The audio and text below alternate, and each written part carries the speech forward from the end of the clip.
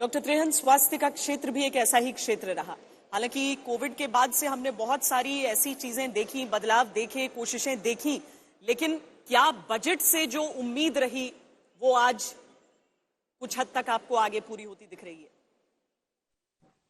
इसका बैलेंस मैं आपको बताता हूं कि एक तो जो यूनियन हेल्थ मिनिस्ट्री है उसका जो बजट है वो 16% बढ़ाया गया, पर वो 16% उसको 88,000 करोड़ तक ले गया।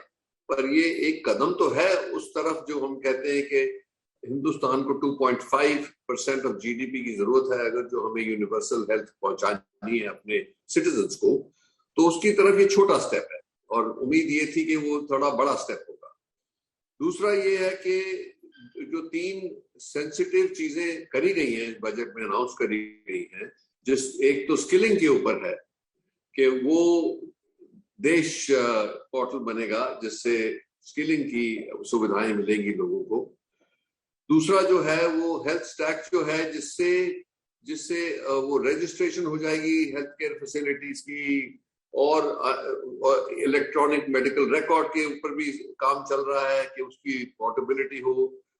और तीसरा ये है कि मेंटल हेल्थ जो पोर्टल बना है वो बहुत महत्वपूर्ण है, क्योंकि ये पिछले 2 सालों में कोविड के तहत लोगों को बहुत सारा मेंटल डिस्टर्बेंस हुआ है। क्या उनकी जॉब चली गई, या फाइनेंशियल बर्डन है, या किसी की डेथ हो गई, या वो बिल्कुल कूप्ड अप हैं 2 साल अपने कमरों में।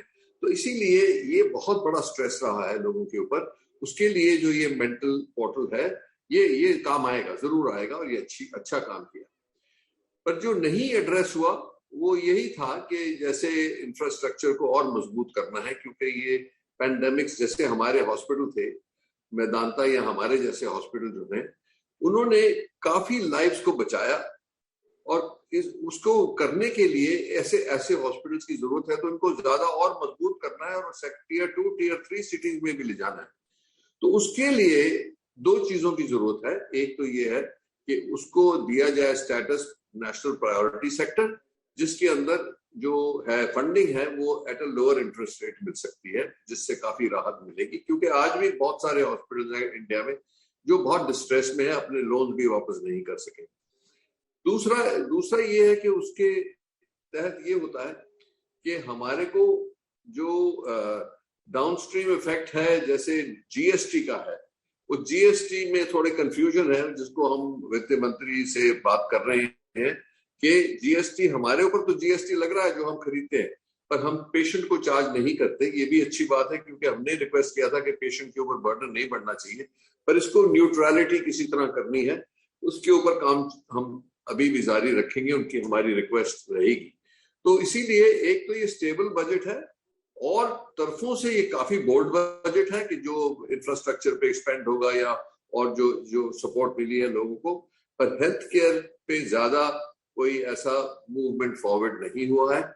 तो अब आने वाले टाइम में देखते हैं क्या होता है, क्योंकि हमें एलोकेशन जो है वो एटलीस्ट 2.5 तक पहुंचानी है, और आने वाले साल में होगी या उसके बाद होगी ये देखने की बात।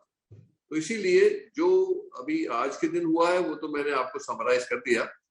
इन अ वे ये बहुत ह्यूमन था, जो चीजें इंट्रोड्यूस करी गई हैं ये ह्यूमन टच था। दूसरा, फाइनेंशियली कोई ज्यादा प्रोग्रेस आगे नहीं हुई।